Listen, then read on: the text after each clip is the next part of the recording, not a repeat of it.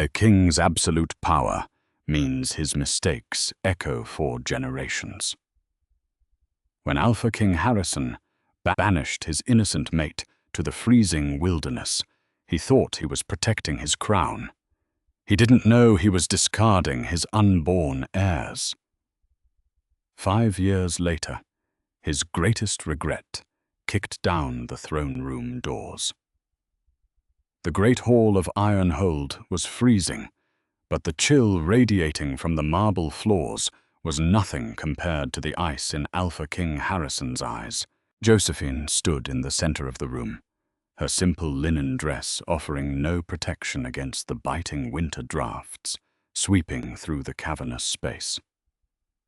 Surrounding her were the highest-ranking lords and ladies of the pack, their faces a mix of feigned pity and barely concealed triumph. Foremost among them was Lady Genevieve, daughter of Duke Reginald. Genevieve's lips were curved into a faint, aristocratic smirk. She had orchestrated this masterpiece of treason, and now she was watching her rival fall. "The evidence is irrefutable," announced Lord Alistair, the king's most trusted advisor. His voice echoed off the high, vaulted ceilings. He held up a stack of parchment bound in blood-red leather. "These letters, bearing your personal wax seal, detail the exact patrol routes of the Ironhold border guards. They were intercepted en route to the Blood Moon rogues. You have traded pack security for silver, Josephine. You have committed high treason against the crown." Josephine's throat tightened. "Those are forgeries," she said, her voice shaking but refusing to break. She looked past Alistair, locking her gaze onto Harrison. He sat upon the heavy iron throne, his massive frame tense, his jaw ticking with a rage so profound it made the air in the room heavy. "Harrison, you know me. I am an Omega. I have no use for silver, and I have no ties to rogues. My life is here. My life is you." Harrison stood, descending the steps of the dais slowly. He was a terrifying figure, a warrior king whose strength had united the warring territories of the West. But in this moment, he was not her mate. He was the Alpha, backed into a corner by his council. "The seal is yours, Josephine," Harrison said, his voice a low, dangerous rumble that sent a tremor through her very soul. "The scent on the parchment, faint as it is yours. 2 of my border sentries are dead because of a rogue ambush that perfectly mirrored the information in these letters." "Genevieve planted them," Josephine cried out, finally pointing a trembling finger at the noblewoman. "She controls the royal stationery. She has the apothecary's oils to mask and mimic scents. She has wanted the crown since the day you chose me." Gasps rippled through the hall. Genevieve gasped, pressing a manicured hand to her chest. "Sire, I have served this court faithfully. To be accused by a traitor trying to save her own skin." "Enough," Harrison commanded, the word cracking like a whip. He stopped mere inches from Joseph. The mating bond between them, usually a warm, golden hum in her chest, was screaming with agony. He was closing himself off from her. The political pressure of the dukes, the undeniable physical evidence, and the loss of his men had blinded him. He could not appear weak. He could not spare his mate when the law demanded blood. Josephine's hands instinctually fell to her lower stomach. Just that morning, before the guards dragged her from her chambers, the court physician had confirmed her suspicions. The constant fatigue, the bouts of morning sickness, she had blamed on the stress of court life. She was carrying the king's child. She opened her mouth to tell him, to scream that she was carrying his heir. But as she looked into Harrison's steely grey eyes, She saw only contempt. If she told him now, they would claim the child was a rogue's bastard. Or worse, they would take her pup and execute her anyway. A fierce, primal, maternal instinct slammed into her chest, overriding the mating bond. Protect the pup. I did not betray you, Josephine whispered, the fight draining from her, leaving only a hollow, echoing grief. But you are betraying me.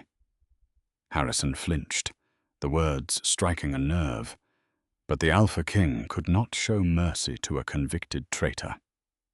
By the laws of Ironhold, his voice boomed, addressing the court but never looking away from her. Treason is punishable by death, but because you were once recognized by the moon goddess as my mate, I spare your life. A collective murmur of disapproval swept through the nobles. Instead, Harrison continued, his voice devoid of emotion, you are stripped of your title, your pack status, and your home. You are banished to the Whispering Pines. If you ever set foot within the borders of Ironhold again, the penalty will be immediate execution. Leave this hall, Josephine. You are no longer my mate. With those final words, Harrison forcefully severed his end of the bond. The physical pain was blinding. Josephine fell to her knees, gasping for air, as it felt like her heart was being ripped from her chest. She clutched her stomach, silently promising her unborn child that they would survive this. 2 armored guards hauled her to her feet, dragging her toward the heavy oak doors. She did not look back. She walked out into the freezing winter night with nothing but the clothes on her back, leaving the king to his poisoned court. Survival in the Whispering Pines was a brutal, unforgiving task, especially for an exiled Omega in the dead of winter. The wilderness was a dense, treacherous labyrinth of snow-choked ravines and predatory wildlife. For weeks, Josephine survived on frozen berries and sheer willpower, her maternal instincts driving her forward when her body begged to surrender. She collapsed on the outskirts of Oakhaven, a small, forgotten settlement of humans and peaceful rogues nestled in a hidden valley. It was there that Tobias, a grizzled, retired blacksmith with a lame leg and a kind heart, found her half buried in a snowdrift. Tobias took her in, asking no questions about the royal crest, faintly burned into the tattered remnants of her dress. Months later, in the suffocating heat of a midsummer night, Josephine's solitary burden was doubled. She didn't give birth to 1 heir, but 2. Rowan and Freya. The moment the twins opened their eyes, Josephine knew hiding them would be the hardest battle of her life. They both possessed Harrison's piercing, unmistakable steel-gray eyes. 5 years passed in the quiet sanctuary of Oakhaven. Life was hard, but it was safe. However, werewolf genetics were impossible to suppress, and royal alpha blood was a force of nature. By their 5th birthday, Rowan and Freya were unlike any children the village had ever seen. They were exceptionally tall, terrifyingly strong, and possessed an intellect that rivaled grown men. Rowan was his father's mirror, broad-shouldered, protective, and naturally commanding. When village children squabbled, Rowan didn't fight. He simply growled, a low, rumbling sound that made even adult wolves haul their necks in submission. Freya, on the other hand, was calculating, observant, and possessed a silver tongue. She had her mother's golden hair, but her father's predatory grace. Josephine told them nothing of their true lineage. To them, they were just pups of the forest, and Tobias was their beloved grandfather. But fate, it seemed, had a twisted sense of humor. In the heart of the twins' 5th winter, a devastating illness swept through Oakhaven. It was known as the Black Frost Fever. It took the weakest first, and within days, Tobias was bedridden, his breathing a wet, rattling gasp. The village healer tried everything, but admitted defeat. The only cure was an elixir made from the moonflower, a rare, potent bloom that was strictly controlled by the royal apothecaries of the Ironhold Citadel. "I will go," Josephine told the healer, her face pale as she watched Tobias struggle for breath. "I will find a way to buy it." "You can't, Josie," the healer whispered. "The Citadel guards will recognize you. You are an exile." Josephine knew it was a suicide mission, but she could not let the man who saved her life die. She prepared to leave that night, packing her meager savings. What she didn't know was that Freya had been listening outside the window, her sharp ears catching every word. Freya found Rowan in the woodshed, easily splitting logs that were half his size. "Mother is going to the Stone City," Freya said, her grey eyes flashing with determination. "She is going to get caught. The king is a bad man. The villagers say so. We have to go instead." Rowan dropped the axe, his jaw set into a hard line. "If we ask the king for the medicine, he has to give it. We are strong. We will just demand it." It was the flawless, innocent logic of 5-year-old alpha pups. That night, while Josephine was finalizing her plans, the twins slipped out of the cabin. Using their enhanced senses, they tracked a merchant's supply wagon, leaving a neighboring town, bound for the capital. Small, agile, and remarkably quiet, they hid beneath heavy sacks of winter grain, braving the 3-day journey to Ironhold. The citadel was a towering monument of black stone and iron. The twins slipped out of the wagon in the bustling courtyard. They were covered in grain dust, wearing patched wool coats, but they walked with a posture that made crowds instinctively part for them. "Where is the king?" Rowan demanded of a startled stable boy. Before the boy could answer, Freya pointed toward the grandest building, flanked by heavily armed guards. "There. That is where a king sits. The guards at the throne room." Doors barely had time to register the 2 small children marching up the grand stone steps. When a guard reached down to shoo them away, Rowan let out a thunderous, chest-deep snarl that made the seasoned warrior stagger backward in shock. Taking advantage of the distraction, Freya pushed her small weight against the heavy iron latch. Inside the great hall, King Harrison was holding court. He looked older, colder.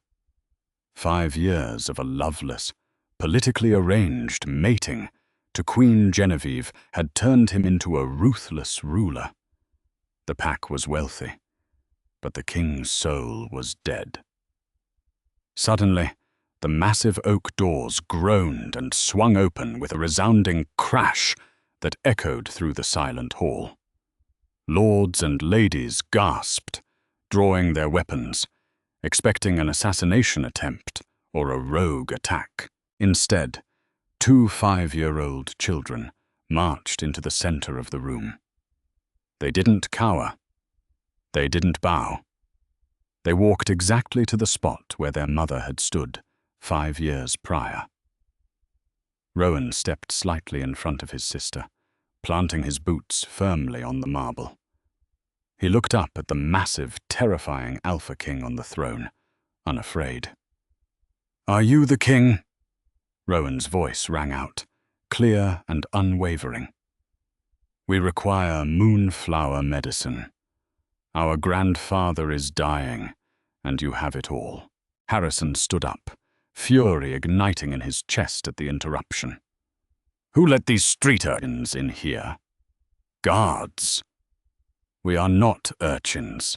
Freya stepped out from behind her brother, her chin tilted up in a gesture of pure defiance. She brushed the grain dust from her patched coat. "And we do not leave until we get what we came for." Harrison froze. The breath left his lungs in a sharp rush. He stared down at the two small faces, his heart hammering violently against his ribs. The courtiers went dead silent. Looking back at him were two pairs of piercing, unmistakable steel-grey eyes. The silence in the great hall was absolute, heavy and suffocating. Not a single lord or lady dared to draw breath as Alpha King Harrison stared down at the two 5-year-old children standing defiantly on the royal marble. Harrison's wolf, dormant and subdued beneath years of political maneuvering and cold rule, suddenly clawed at his chest.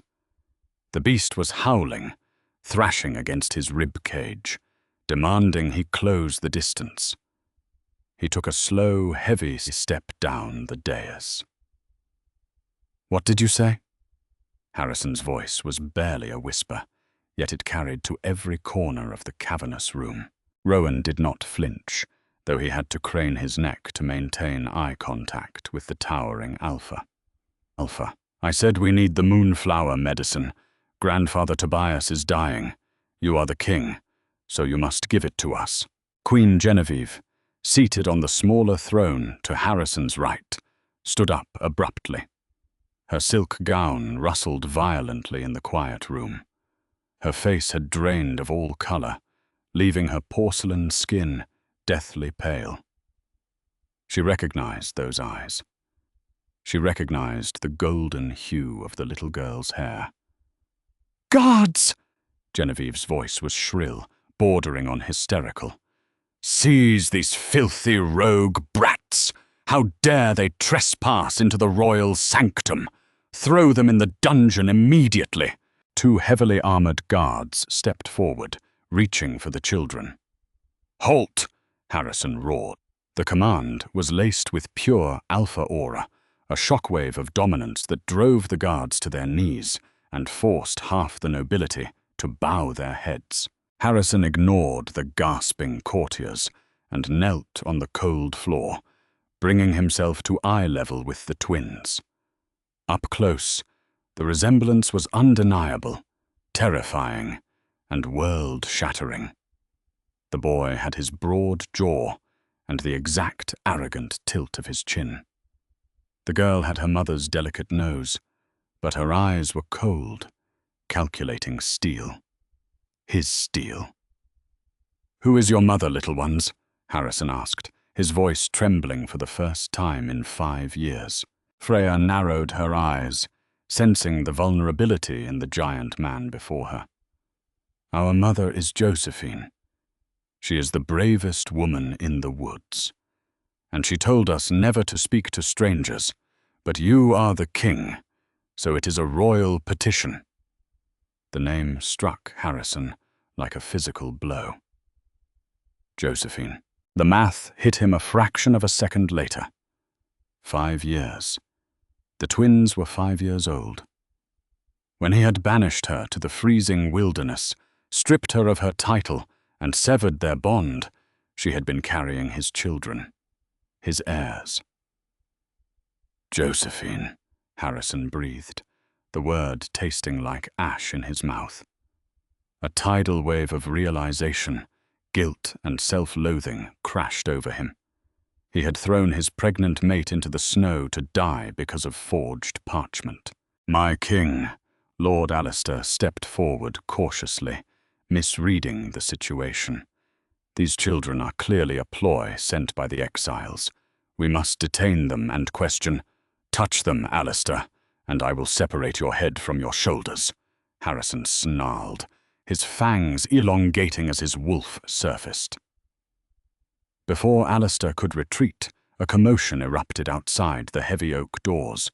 The sounds of shouting, clashing steel, and heavy thuds echoed from the corridor. "Stand down!" a woman's voice screamed, ragged and desperate. The doors flew open. 4 royal guards lay groaning on the stone floor.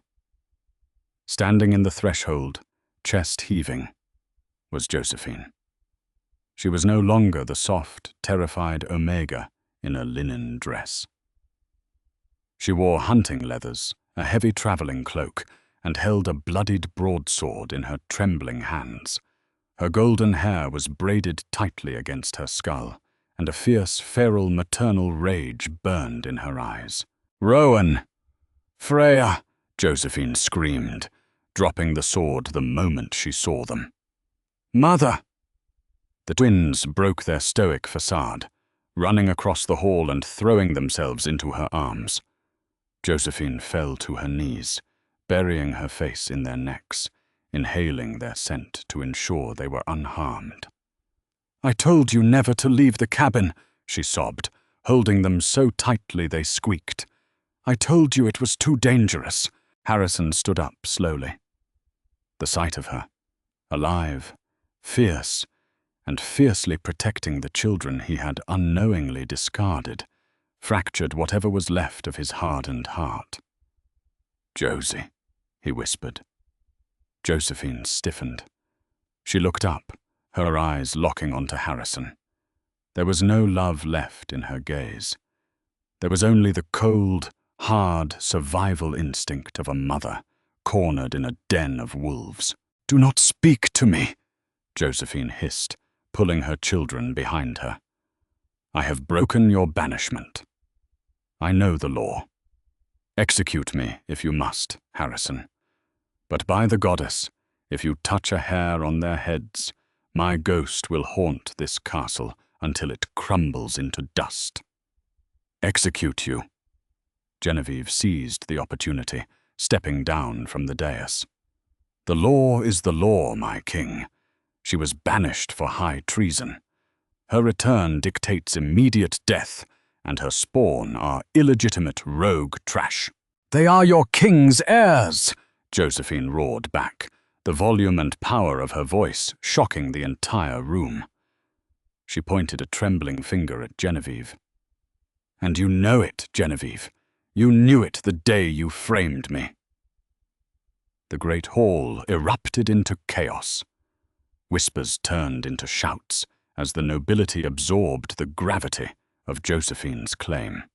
The king's heirs, hidden in the wilderness for 5 years. "Lies!" Genevieve shrieked.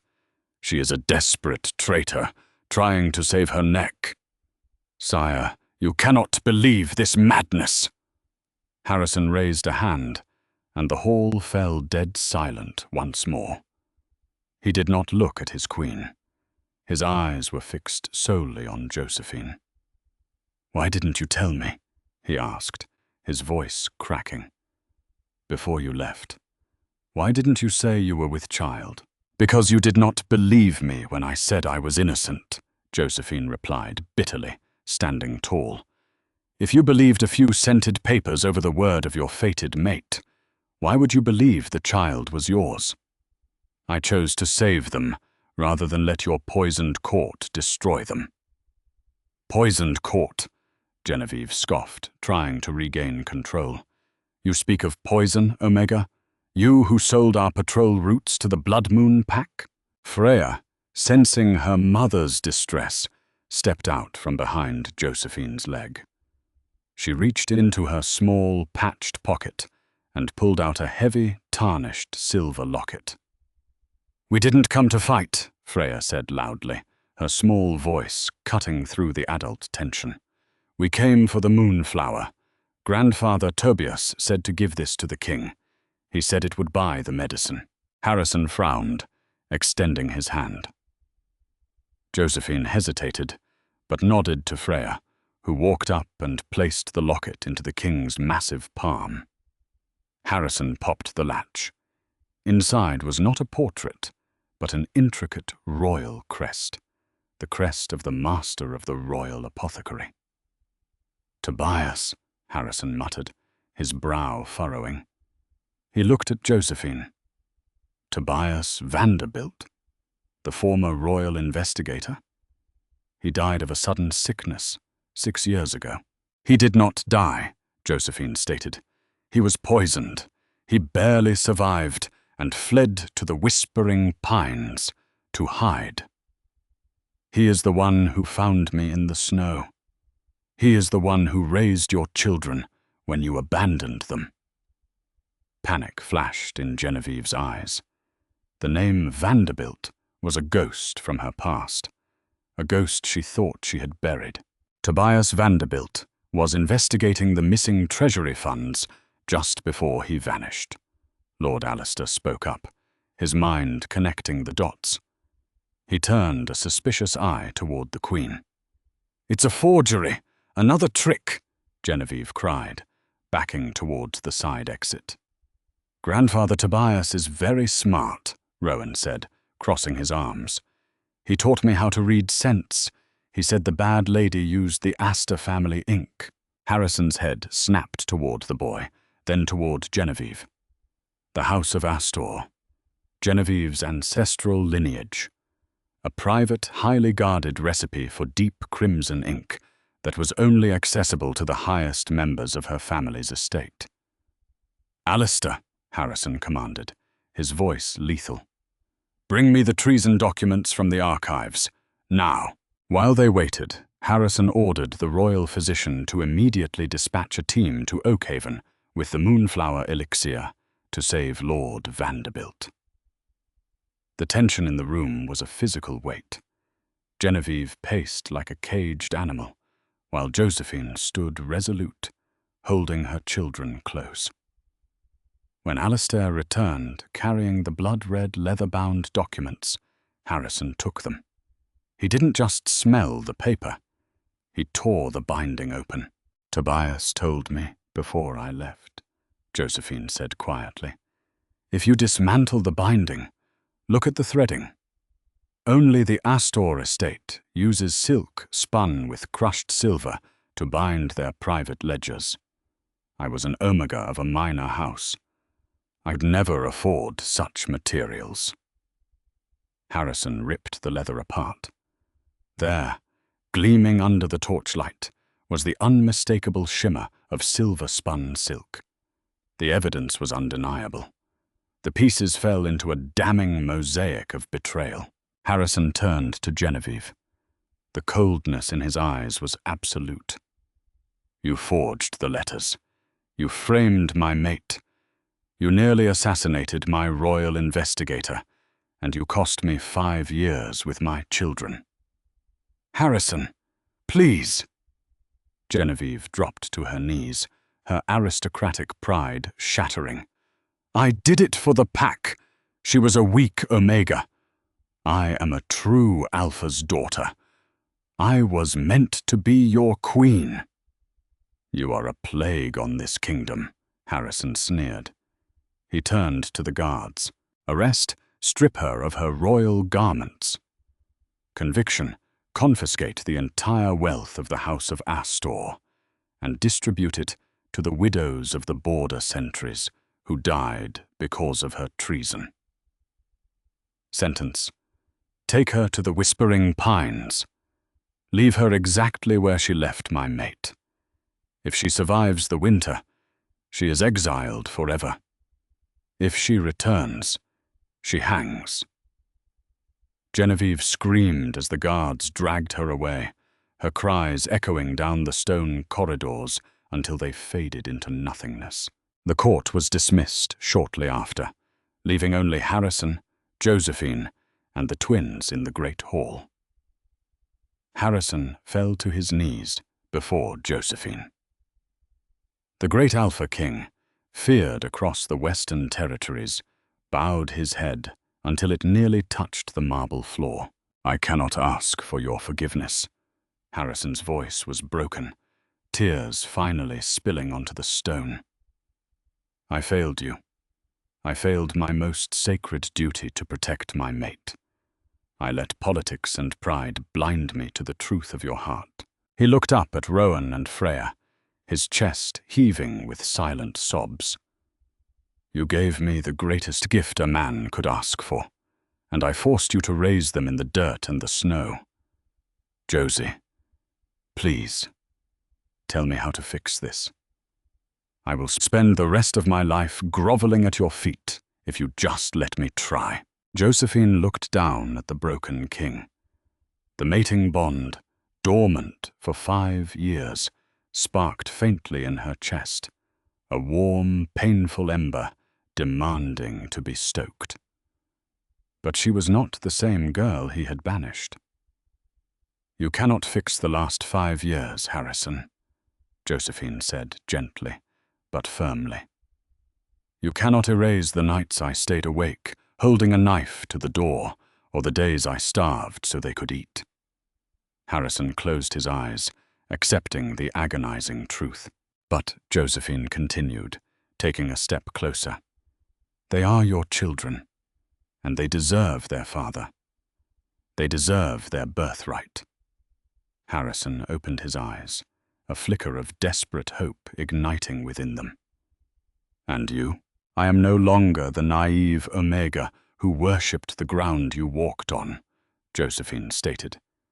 "If I stay, it is as an equal. There will be no more secrets, no more council members whispering poison in your ear. I rule beside you, or I take my children and walk out those doors forever." "Yes," Harrison agreed instantly, rising to his feet, but keeping his head bowed in respect. "Equal in all things, my king, my queen." He reached out, his large, calloused hand trembling as he offered it to her. Josephine looked at his hand, then down at Rowan and Freya. The twins looked between their pairs, their sharp instincts, sensing the shifting tides of power and affection. Rowan gave a small, approving nod, while Freya simply smiled. Slowly, Josephine reached out and placed her hand in his. The moment their skin touched, the severed mating bond snapped back into place with the force of a lightning strike. The golden warmth flooded her veins, chasing away the bone-deep chill of the last 5 years. Harrison pulled her in, wrapping his massive arms around her, burying his face in her hair.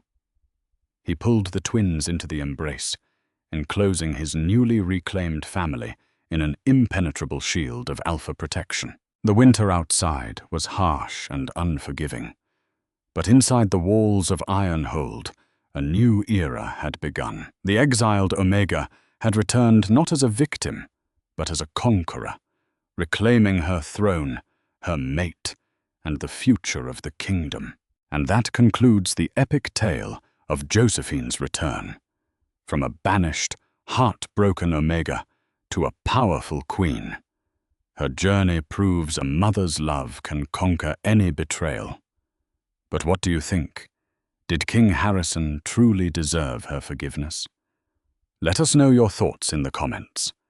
If you loved this thrilling medieval werewolf drama, please hit that like button, share this video with your friends, and subscribe to our channel for more incredible romance stories.